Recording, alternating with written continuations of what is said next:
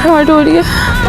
अम्मी आप हॉस्पिटल आ जाए, शिफा की तबीयत बहुत ख़राब हो गई। शाजिर इस घर का होने वाला दामाद है। शिफा घर पे होगी, अगर उसने सुन लिया कि तुम मुझसे बात कर रही हो तो नाराज होगी।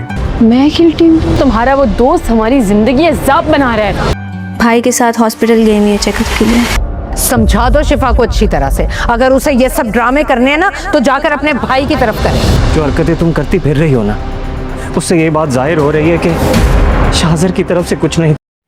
तपिश ड्रामे की आने वाली किस्त में कहानी एक इंतहाई दर्दनाक और हैरान कुन मोड़ लेने वाली है, क्योंकि शाजिर अपनी चाल पहले ही चल चुका है। उसे मालूम है कि अगर शिफा माँ बन गई तो फिर उसकी शादी कभी भी शिफा से नहीं हो सकेगी।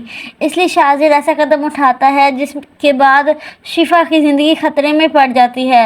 अचानक शिफा की तबीयत बहुत ज़्यादा ख़राब हो जाती है। माज उसे फ़ौरन हॉस्पिटल लेकर जाता है, लेकिन वहाँ शिफा की हालत मुसलसल बिगड़ती जा रही होती है।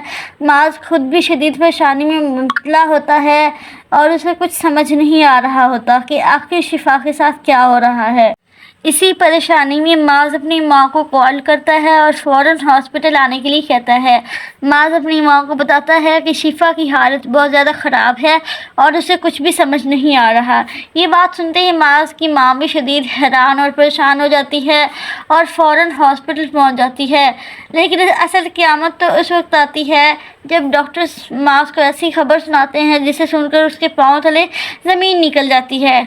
डॉक्टर्स माज से कहते हैं कि वो उसके बच्चे को नहीं बचा सके।